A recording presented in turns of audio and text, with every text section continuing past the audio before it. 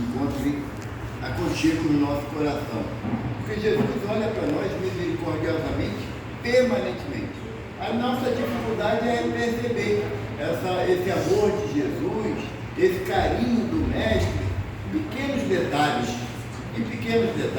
Muitas das vezes nós queremos entender que Jesus me ama a partir do momento que Ele me liberta de toda e qualquer dificuldade. E não é bem assim. Não é bem assim. Nós aprendemos com o Evangelho do Mestre quando Ele nos diz que no mundo tereis aflição, mas não vos inquieteis, pois eu venci o mundo. É o que o Mestre propõe para nós. É que muitas das vezes nós queremos vencer no mundo. São duas situações bem diferenciadas, né? Vencer o mundo é superar aquilo que nós não poderemos levar de retorno ao plano espiritual. Eu hoje venho fisicamente a primeira vez nessa casa e eu sou um velho chorão. Tem nenhuma vergonha de falar isso. Se der vontade de chorar, eu choro mesmo. Se a espiritualidade me abraça no momento de um estudo ou preparação de um estudo, as lágrimas descem, porque é o único momento que nós podemos ser nós mesmos, sabe? Dentro da nossa casa espírita, cercado por amigos espirituais, mandando as nossas vibrações de calma, de paciência, de esperança para o nosso irmão Fortunato, porque ficamos imaginando, eu não lembro quando foi a última vez que eu desencarnei, sabe? Eu não lembro muito bem não, já tem algum tempo isso, então eu fiquei sem saber como é que é a experiência. Eu sei que daqui a pouco eu vou voltar para passar por essa experiência, porque é natural, mas nós imaginamos que é muito difícil você levar uma existência de 80, 80 e poucos anos e de repente você está fora daquele círculo tão comum para a gente. Já pararam para pensar nisso? O que nós faríamos se Deus achasse de nos chamar de volta? Hoje não, que tem palestra, né? Vai atrapalhar. Amanhã pode ser. Como é que a gente agiria? Como a gente pensaria? Porque normalmente nós imaginamos, eu gosto de lembrar, o meu neto hoje está com 15 anos, ele estava com 9 anos, ele falou assim: vô, quantos anos você tem? Está fazendo, por ele falou 60 anos na época. Aí ele falou, começou a chorar e falou: você está muito velhinho, você vai morrer. Eu espero que não, que tenha mais tempo, né? Porque a gente sempre quer esperar, porque a nossa percepção é de que os idosos vão primeiro, mas não é regra geral. Ontem mesmo um amigo meu levou o corpo do filho de 30 anos para o sepultamento. E a gente não espera isso, não é? A gente não espera que a gente levar o corpo de um filho para ser sepultado. A gente espera sempre o contrário, que os filhos nos levem e a gente tem aquela percepção de dever cumprido. Ou pelo menos queremos acreditar que tenhamos cumprido a tarefa que nos compete.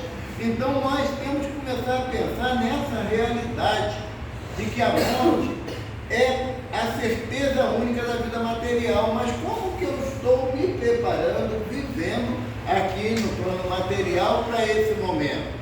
Será que vale apenas simplesmente a vida material, o beber, o comer, o vestir? Será que só isso que é importante? Ou temos que nos preocupar também com a nossa condição de espíritos imortais? Que morre o corpo. Esse volta, como diz na Gênesis, da terra vieste, a terra voltará. Pó tu eras e pó te tornarás. Ao corpo. Mas a alma, o espírito não, nós somos imortais. Logo nós estará abraçando o nosso irmão Fortunato e ele fala assim, ó, que nem a mensagem que a irmã recebeu, vale a pena, sabe? Trazer os nossos filhos, nossos netos para a evangelização, vale a pena, porque nós estamos dando a eles e muitas das vezes achamos que eles não apreendem muita coisa, né? Mas estamos plantando uma semente no coração deles. À medida que estava cantando as músicas da evangelização, eu voltei no tempo. Eu tenho 4 filhas, né? A mais nova, 34 anos, a mais velha vai fazer 46, está quase uma idosa já falei para ela. Mas levai elas para a evangelização.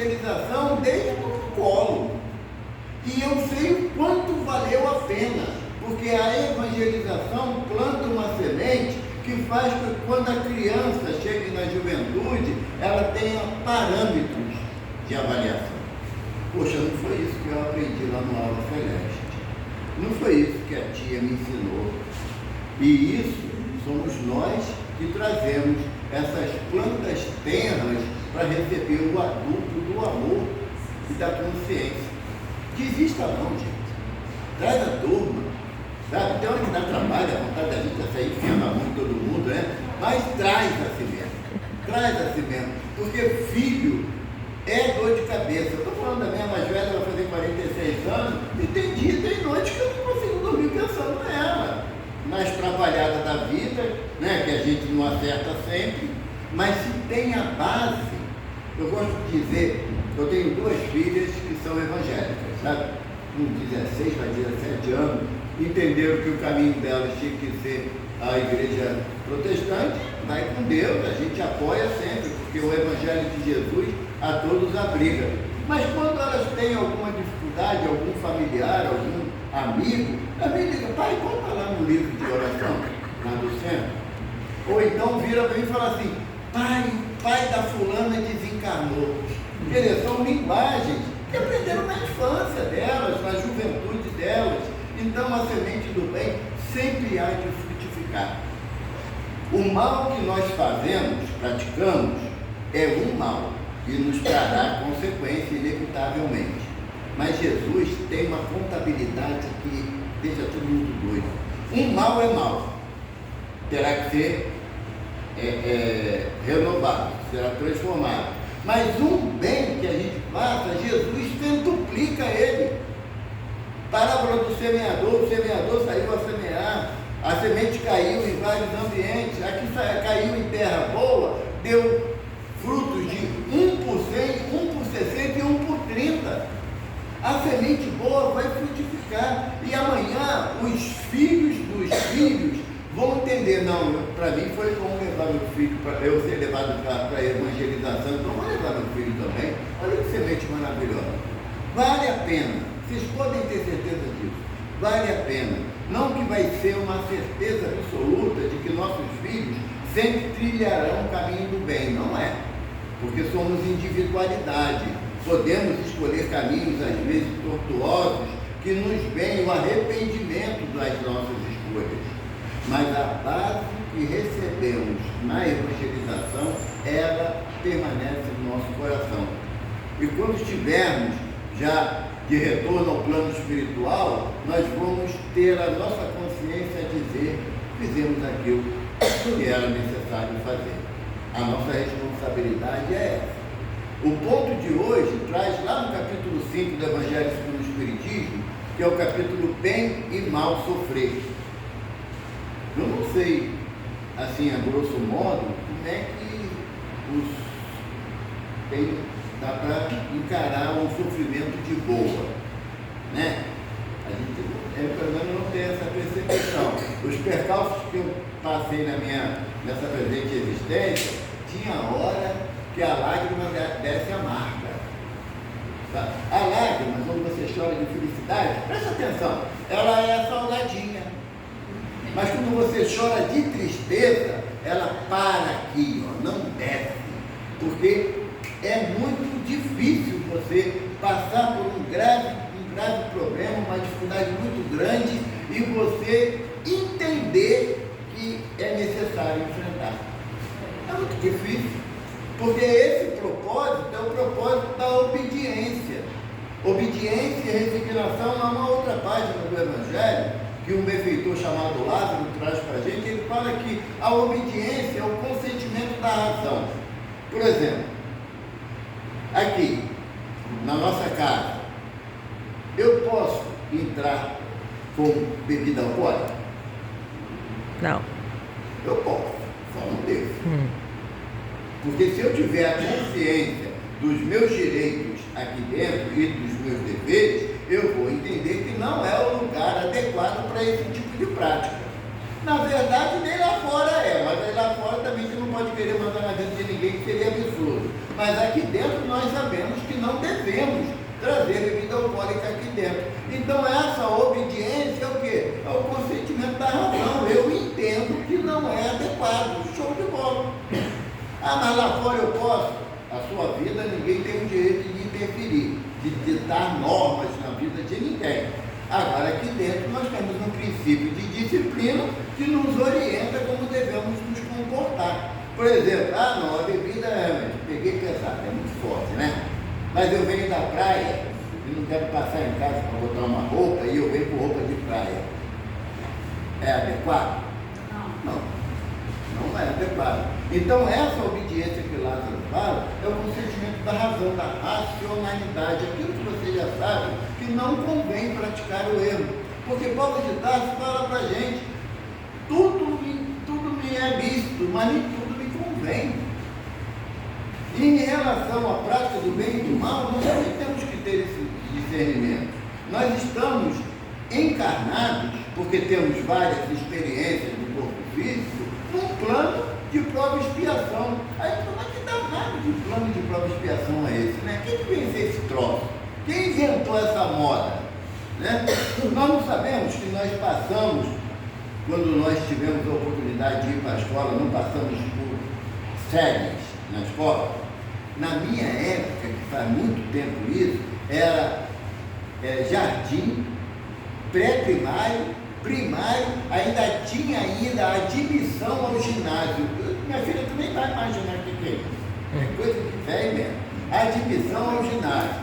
Né? E depois vinha o ginásio, que hoje é o Fundamental 1 e 2, né, que se fala, e o ensino médio. Na minha época ainda era científico o nome que dá. Eu nunca entendi por quê. Mas, se nós passamos, quando a gente é ainda muito pequenininho, hoje é primeiro ano que fala, que perdeu aquela conotação de jardim, de infância e tudo mais, é primeiro ano. Você pode pegar uma criança do primeiro ano e dar um livro para ler? Não. A criança vai achar que o livro para brincar vai querer rabiscar porque é o entendimento dela, não é?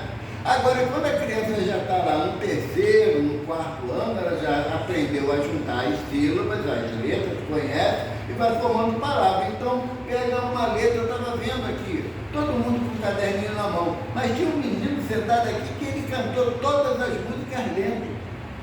Achei muito bacana isso, sabe? A interação dele com o que está acontecendo na casa. E às vezes a gente pensa nas nossas preocupações e se abstrai do que está acontecendo naquele momento. Então, quando você está na fase de escola, você tem séries que você precisa passar até chegar ao término do ensino fundamental e do ensino médio e, se possível, conquistar o direito de fazer um curso universitário. Em relação aos planetas, é muito semelhante.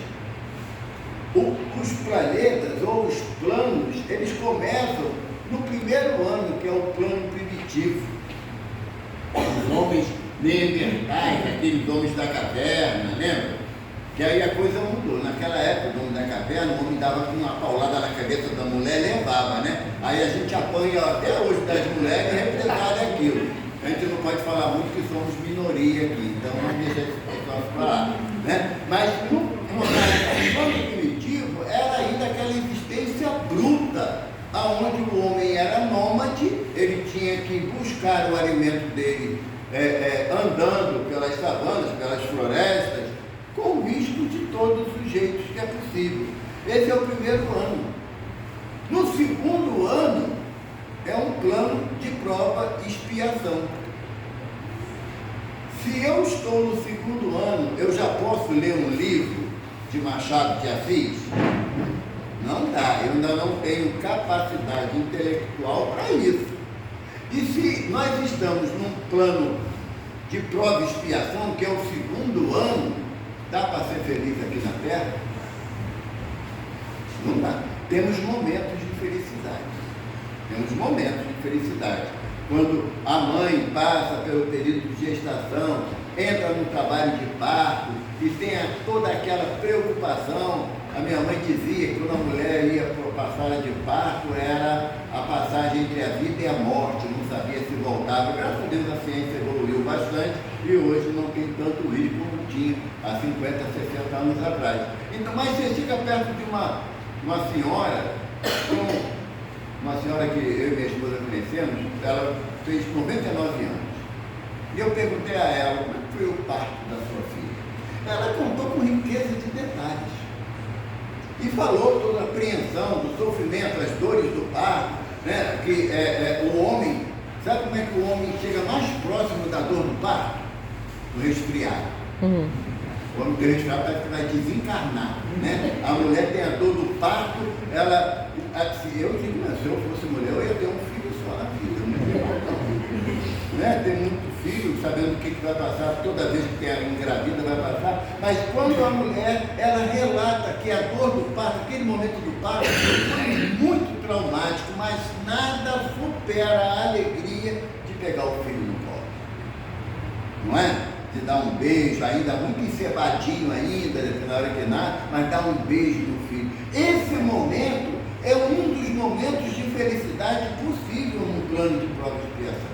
Em outros momentos, você tem também momentos felizes, mas felicidade plena não dá. Estamos no segundo ano na escola de progresso dos planetas. Então, se estamos ainda no segundo ano, não dá para exigir do Evaldo uma atitude de um espírito superior, como Aura Celeste, não dá, que consegue amar mesmo aqueles que não a compreendem. Consegue amar aquela criança que ela reconhece ser alguém que no passado distante prejudicou ela.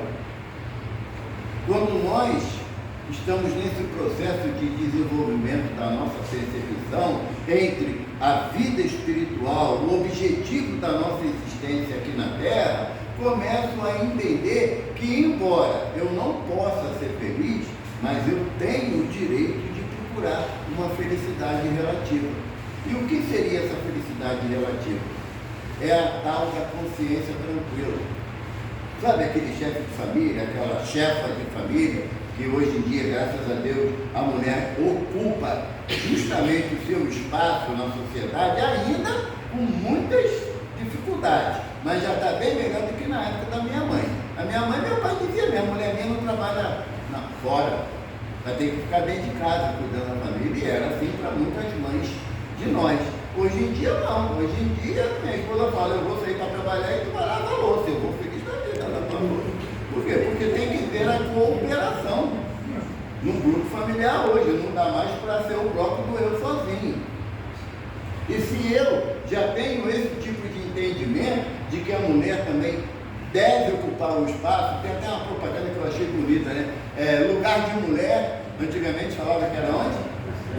Hoje é onde ela quiser. É onde ela quiser.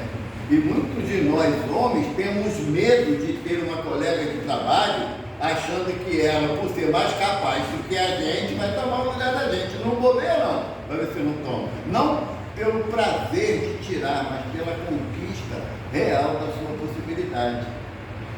A gente vai, eu conheço algumas casas espíritas nessa proposta de fazer estudos. E é sempre, a maioria são as meninas. Sabe por quê? Porque a mulher já tem dentro de si o desejo de melhorar, de ser diferente do pai, do irmão, do marido, sabe? De fazer diferente. Tem o André Trigueiro, que é um jornalista da Globo, espírita, ele alguns anos atrás ele lançou uma campanha que eu achei muito bacana, que era uma campanha da Globo que dizia, tente, invente, faça um ano novo diferente, né? Ele mudou e fala, tente, invente, comete um erro diferente. Porque a gente cometeu o mesmo erro todo dia, sabe? Sem que você perceba a necessidade da mudança da tua conduta, você não vai fazer diferença não. Você vai sair daqui do salão, a porta está fechada, você não mete a mão na maçaneta, dá uma cabeçada na porta, vai abrir, machuca a cabeça, dá 2 passos para trás, olha para a porta, agora eu ganho. Não mete a mão na maçaneta, dá outra cabeçada, vai abrir a porta. O que é a inteligência que nós somos possuidores? Se eu abrir a porta, abrir a maçaneta, eu vou passar sem me machucar. Assim também é em relação às escolhas erradas que nós tomamos.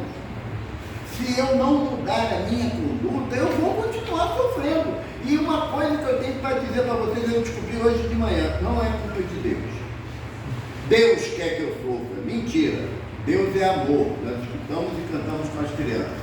Deus é amor. e aquele que ama não quer que o objeto do seu amor sofra. Deus é infinitamente justo e bom.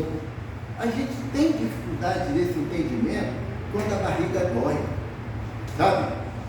Quando o filho pede um Danone e tu não tem dinheiro para dar o bendito Danone para a criança, que tu fala assim, mas é tão barato, mas o barato tem certos momentos que é uma fortuna para a gente. E eu entender que Deus me ama a tal ponto de me dar condições de trabalhar mais para conquistar aquilo que meus filhos precisam. Então Deus não quer que ninguém sofra. Se nós fôssemos entender ou admitir essa possibilidade absurda de que Deus quer o meu sofrimento, esse Deus aí eu não quero para mim não. O que Deus deseja de mim é que, diante do fato de que eu estou no 2º ano da escola primária, eu já quero resolver o problema do ensino médio, não vai dar certo. Eu tenho que atender às necessidades que são da minha possibilidade. Hoje, nessa existência, eu não tive a oportunidade de fazer um curso universitário. Evidentemente, se eu tivesse feito na minha juventude, eu poderia ter escrito uma história diferente. Mas a minha história eu acho que foi muito legal pelas minhas possibilidades. Sabe? 4 filhas, criei as 4, graças a Deus, todas as 4 mães de família, tenho 7 netos. Queria mais, mas está ruim de arrumar netos. Estou contentando com 7. Meu neto mais velho, mês que vem, faz 20 anos. Então, por quê? Porque eu entendi que dentro das minhas possibilidades, das nossas possibilidades, a gente faz o melhor. Faz o melhor. Ah, mas meu filho não reconhece. Eu também não reconheci muita coisa que meu pai quis fazer por mim. Por que eu tenho que exigir que meu filho me dê valor ou reconheça o meu esforço? Não, você não tem que fazer isso para que o filho dê reconhecimento a você. Tem que fazer para quando você deita no travesseiro, dormir tranquilo. Pode até roncar, mas vai dormir tranquilo. Entende? Por quê? Porque a ideia de sofrimento, ela está atrelada à nossa rebeldia diante da lei de Deus. Se eu me rebelar, o meu sofrimento é pior. Imagina lá, vamos para a porta de novo. Fui de cabeçada 2 vezes na porta. Se eu me rebelar contra a porta, o que a porta vai falar? Digamos, vamos botar um pensamento na porta, né? É um abestado mesmo. Está vendo que não vai dar certo, e agora a culpa é minha. Assim também a vida faz com a gente. Diante de uma dificuldade que a gente enfrenta, quando a gente se rebela, a vida, que são às vezes um meio que nós estamos inseridos, guia a gente. Tu não sabe que se você não acordar cedo para procurar emprego, porque eu sou da época do jornal, dos classificados do jornal, né? Que metia embaixo do braço, saía batendo palma de porta de empresa em empresa, e era 99 não e talvez um sim. Mas a gente tinha que acordar cedo para isso. Tinha que acordar cedo. Hoje em dia, meu celular está aí. Pega o celular, aí esse eu não quero, esse eu não quero. Um amigo meu, desempregado, já tem algum tempo, surgiu uma vaga de trabalho para ele, aí falamos para ele, tem uma vaga assim, para ganhar só isso? Meu Deus do céu, você não está ganhando nada, criatura de Deus. Se você ganhar pouco, já é alguma coisa, não é? Agora, a culpa é da sociedade que não me dá oportunidade. A casa espírita entende que nossa responsabilidade é pedir a Deus por todos. E não por aqueles que eu gosto, é por todos. A proposta de Jesus tem hora que traz umas propostas meio dura para a gente, né? Se teu irmão te injuria, te calunia, deseja o seu mal, o que Jesus manda fazer? Enfia a mão na cara dele? Não. Ora a Deus por ele. Não é? Ora a Deus por ele. E isso não é só o teu irmão consanguíneo, não. É o motorista do ônibus que você está atrasado para o trabalho e ele passa direto e não para. Finge que não te viu. Já viu o motorista? Ele faz assim, você faz sinal? A gente tem que fazer o que para ele? Pedir a Jesus que ilumine ele, para que ele não se envolva em um acidente. Eu não entrei no ônibus, mas tem uma porção de gente lá dentro que precisa chegar ao seu destino. Agora, quando eu não faço isso, Quando era móvel novo, eu não fazia não, gente, vamos pensar, né? Lembrava de vários adjetivos inferiores para ele, o motorista, né? Aí depois você vai aprendendo. Aí, por quê? Porque teve uma vez que aconteceu isso, obrigado, meu irmão.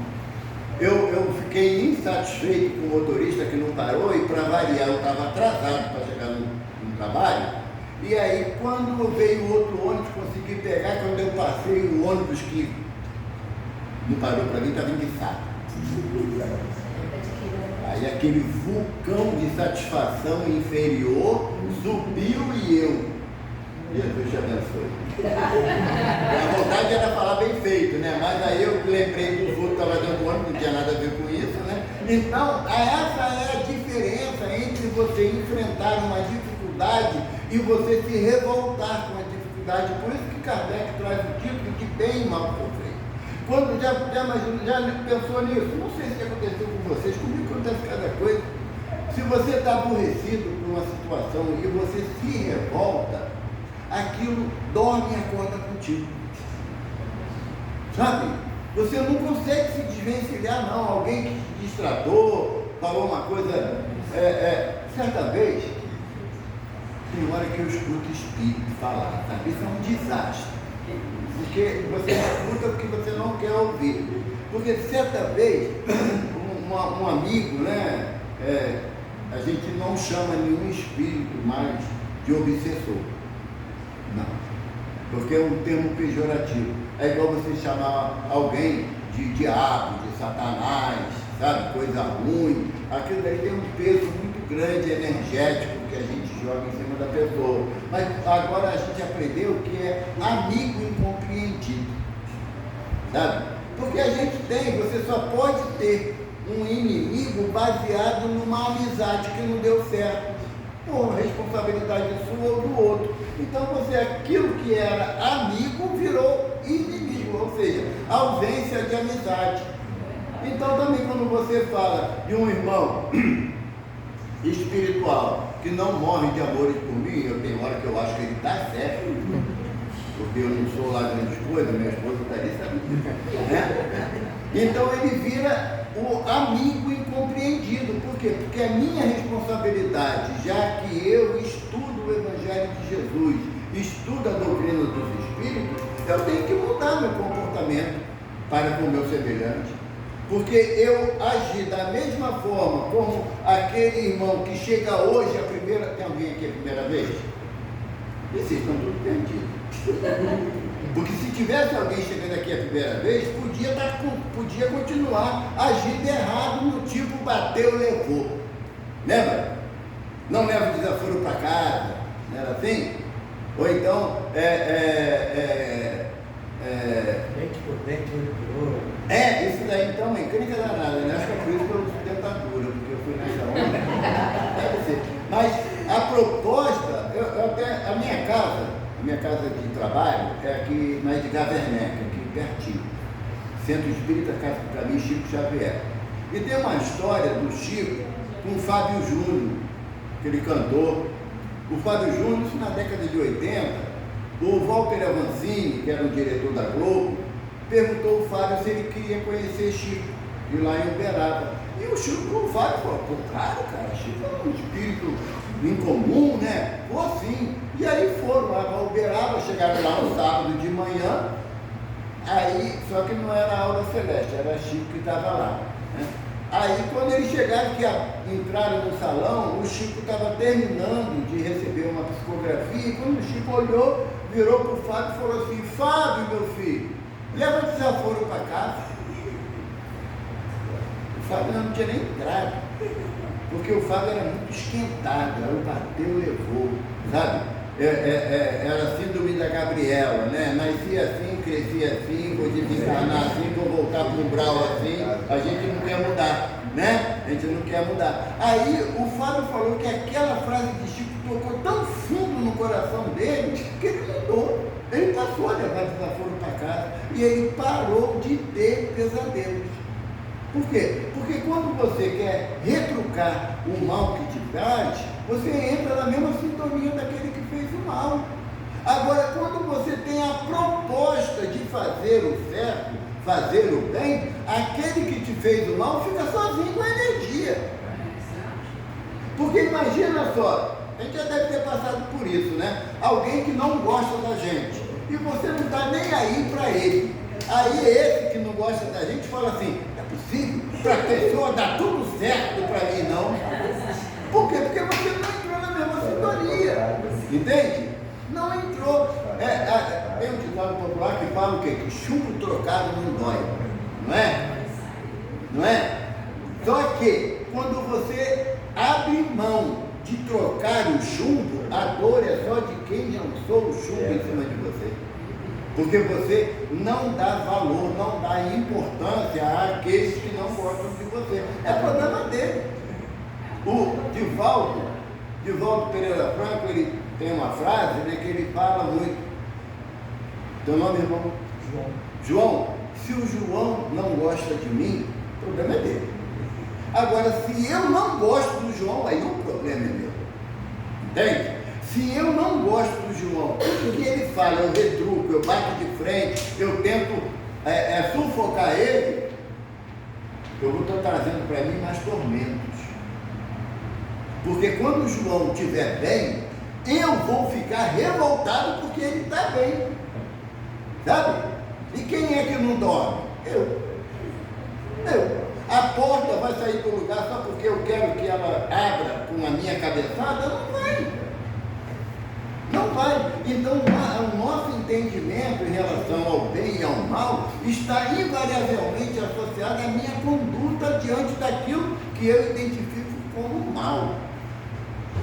Porque se alguém quer fazer o mal para mim, e eu entendo que eu não devo dar atenção, isso é muito difícil com fofoca de vizinho, né? Mas é possível superar. Pior ainda é quando o vizinho é parente. Aí a encrenca é maior, né? Porque se for uma tia velha, tu não pode bater nela.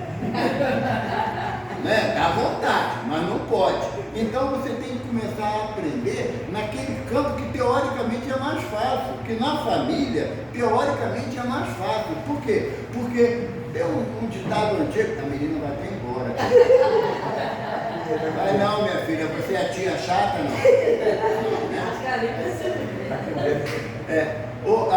Tem um ditado antigo que diz que o que vem de baixo não me atinge. Não é? Não tem esse ditado? Quando você fala isso, você está menosprezando o outro. Só que você não pode esquecer que para alguém você também é o de baixo. Não pode esquecer isso. Nós estamos num grupo social, encarnados aqui na Terra, como diz um amigo espiritual, é tudo farinha do mesmo saco. Um ou outro se sobressai. É o caso de Divaldo, de Chico, Aura Celeste, Doutor Bezerra, não é? Mas não é. O ruim até que hora que é. É que eu sempre tenho um problema com o relógio. Tem um sininho para balançar. Eu levanto uma plaquinha. Eu fui fazer palestra numa casa. Lá no Recreio. Aí, salão muito grande, né? Fazendo uma palestra. Aí no final, João, eu sempre procuro controlar o relógio. Faltava 5 minutos para acabar. Aí uma menina com uma placa enorme. Eu falei, gente, não dá nem para dizer que não viu, né? Aqui na minha casa é uma placa pequenininha assim. Mas tem hora que ele demora. Aí a dirigente balança minha mão para falar que acabou. Mas a nossa proposta na nossa existência é em relação a você saber como se comportar diante de uma diversidade. Se você tem um prego na madeira e você deseja que esse prego encrave mais na madeira, você vai pegar o martelo e vai bater nele até ele arear. Não é? Nós não somos prego, não. Nós somos seres imortais. E apanhar todo dia pelo mesmo motivo, e desculpe o termo grosseiro, mas é burrice. Se eu já sei que eu tenho dificuldade de relacionamento com um familiar, com um vizinho, eu tenho a responsabilidade diante do Evangelho de orar a Deus por ele. Mas todas as vezes que eu passar, eu aprendi isso com São Francisco de Assis. São Francisco de Assis, ele, pela dedicação dele ao amor de Jesus, o pai dele rompeu com ele, não queria mais saber dele. E o pai dele, tanto que tem a história que ele tirou a roupa, tirou tudo e abriu mão do sobrenome Bernardone, que era o nome do pai dele, e ele começou a pedir esmola. Por quê? Porque ele ouviu uma voz dizendo: Francisco, reconstrói a minha igreja. E na cidade de Assis tinha duas igrejas, de São Cosme e São Damião, e elas estavam praticamente demolidas. Ele entendeu que reconstruir a igreja era realmente reconstruir fisicamente a igreja, e ele foi para o centro da cidade de Assis para pedir esmola, e sentou do lado de um pedinte, e ele pedia uma pedra pelo amor de Deus. Se ele queria construir a igreja, ele tinha que ter pedra, né? E toda vez que alguém dava dinheiro para ele dava para o companheiro dele de pedinte. E aí o pai dele passou, falou para ele: amaldiçoado tu és, pois me envergonha até a morte. Francisco pediu para o amigo e falou assim: toda vez que meu pai passar e me amaldiçoar, você pode me abençoar em nome de Deus? Aí, só isso. O pai dele passava: maldito tu és. O amigo: Deus te abençoe. E com isso, ele foi mudando o comportamento do pai, só pelo desejo do amigo, pedindo a Deus que o abençoe. Até que o pai passava por ele e fazia o quê? Dava uma pedra. Não é que ele estava pedindo? Então, se nós temos uma desavença num grupo familiar, ou na vizinhança, ou no trabalho, por inteligência, gente. Eu estou falando porque eu fiz isso na época, eu trabalhava ainda, por inteligência. Pede a Deus, pede a Jesus que abençoe aquele irmão. Às vezes ele está atormentado, ele tem um problema que ele não abriu para ninguém, e a única forma que tem dele desafogar aquela dor dele é agredindo alguém, porque o forte não é aquele que devolve a agressão, o forte é aquele que perdoa, que desculpa, sabe? E quando você, e não é também assim, ostensivamente: olha, Vânia, dessa vez eu te desculpo, hein? Mas não abusa não é assim. É intimamente, na tua conversa com Deus, no teu coração, falar: Senhor, ainda não compreendo esse irmão, eu tenho muita dificuldade de entender ele, porque ele é muito agressivo comigo, muito intempestivo comigo, mas tu, Deus, sabe de todas as coisas. Acalma o coração dele e o meu, que o meu coração também está tumultuado. Então, à medida que eu vou fazendo assim, eu começo a modificar o meu entendimento. Porque imagina, alguém teve uma ação mais dolorosa do que Jesus, mereceu ir para a cruz, na coroa de espinhos. E o que ele fez do alto da cruz?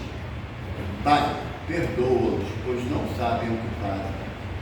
Eu Evaldo faria o quê? Senhor, está vendo? Ninguém aqui vale nada. É o que fizeram comigo. Um cara legal para caramba, botaram na cruz, prego, para tudo quanto é lado, coroa de espinho. Senhor, desce o fogo do céu sobre esse povo que não merece. A gente ficava querendo rodar a praga, né? Mas só que a praga, com razão, ela é dividida, com razão. Você leva uma ofensa, uma agressão, e você deseja: mas vê só, Deus não dorme. O Espírito fala assim: Deus não dorme, né?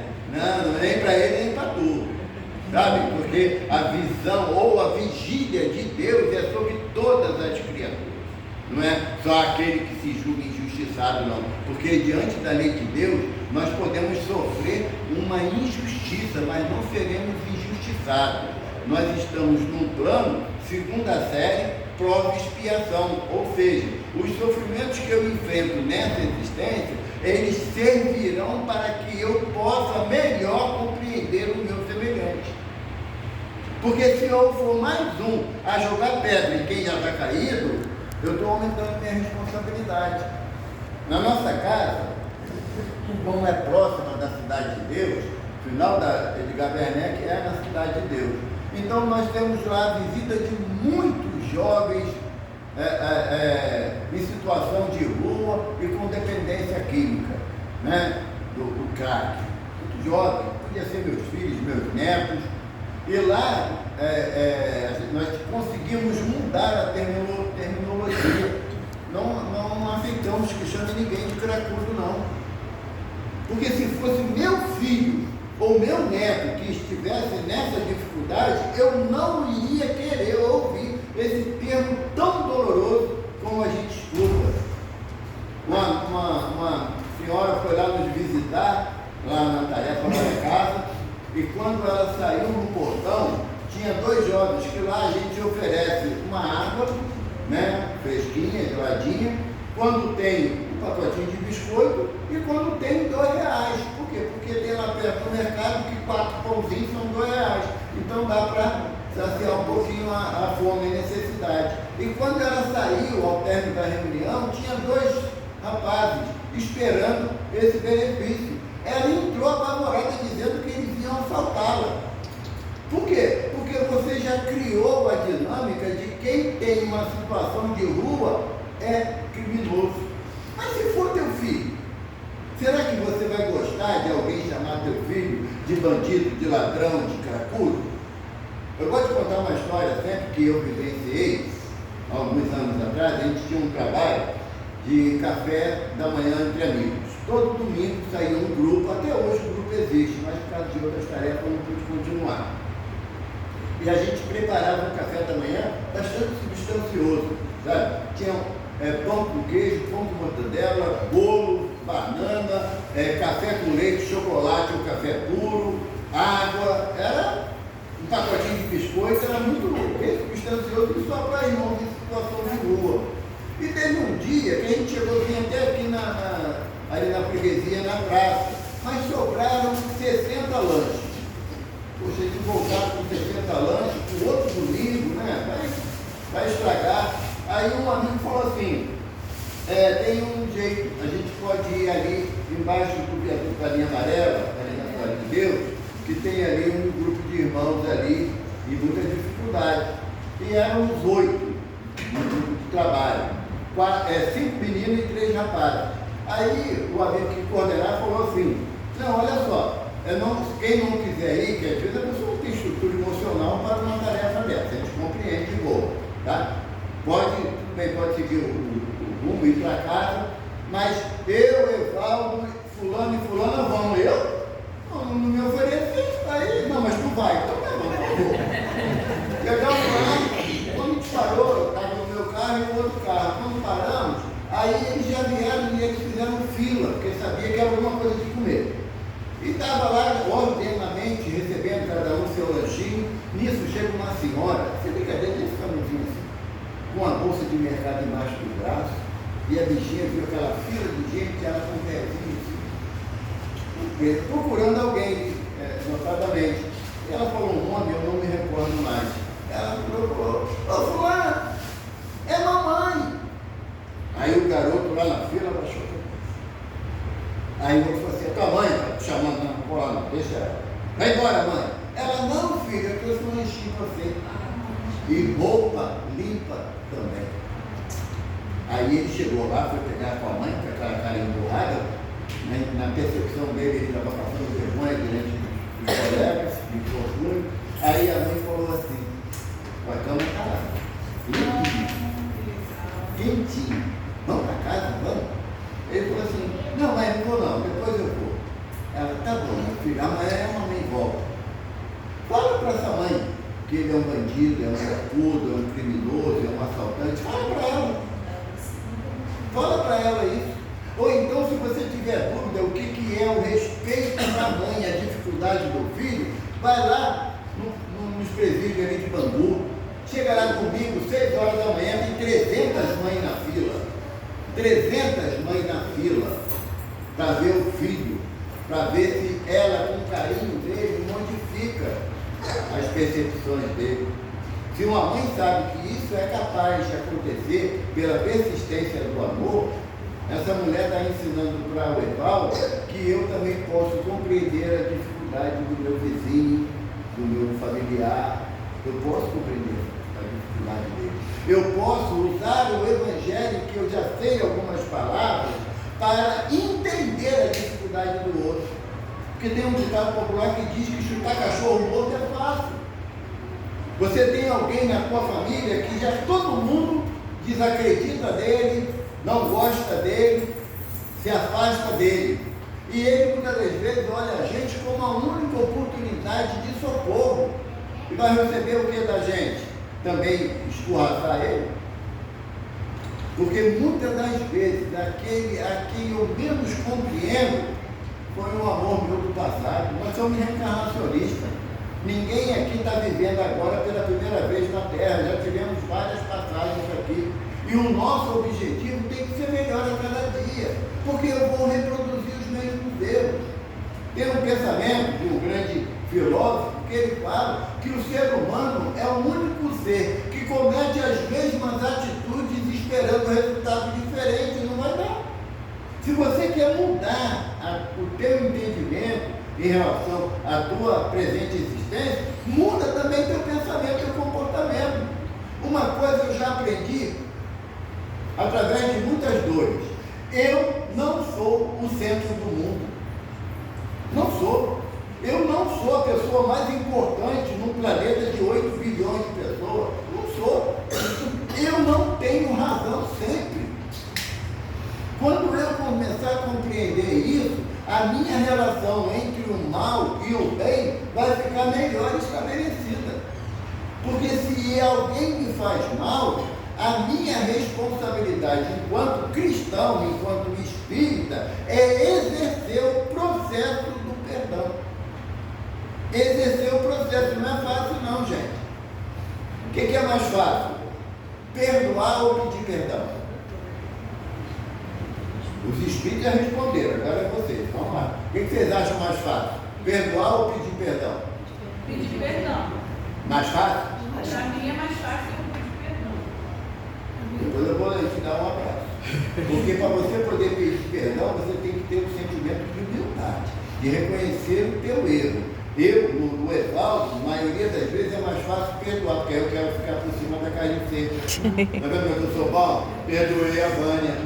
Não vale nada, perdoei a eu sou bom. Agora, se a Vânia pedir perdão, eu estou assumindo um compromisso de não repetir aquele erro. Nem com a Vânia, nem com ninguém. Porque se doeu na Vânia, vai doer nos outros também. Então, o nosso processo, no entendimento entre o bem e o mal sofrer, está associado à aplicação do Evangelho na minha vida. Eu não posso, por mais que eu ame a minha esposa, eu não posso exigir que ela mude. Eu é que tenho a capacidade de mudar a mim mesmo. E eu, quem sabe, eu conseguindo mudar, não é fácil não, né, amor? Mas eu conseguindo mudar, ela vai falar assim, não é que o danado está mudando mesmo? Eu posso estimular ela a mudar pela minha dedicação na minha mudança. Mas eu não faço nada e quero que ela mude, não vai dar certo.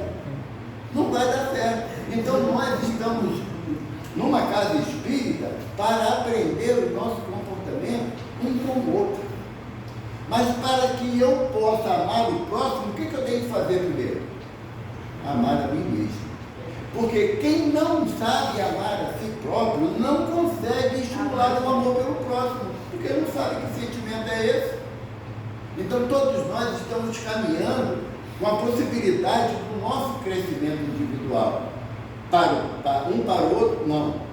Para Jesus, que é o nosso objetivo. Ele é o nosso guia e modelo. É para Ele que nós chegaremos diante dele e falaremos para Ele, Senhor, faça de mim conforme a tua vontade.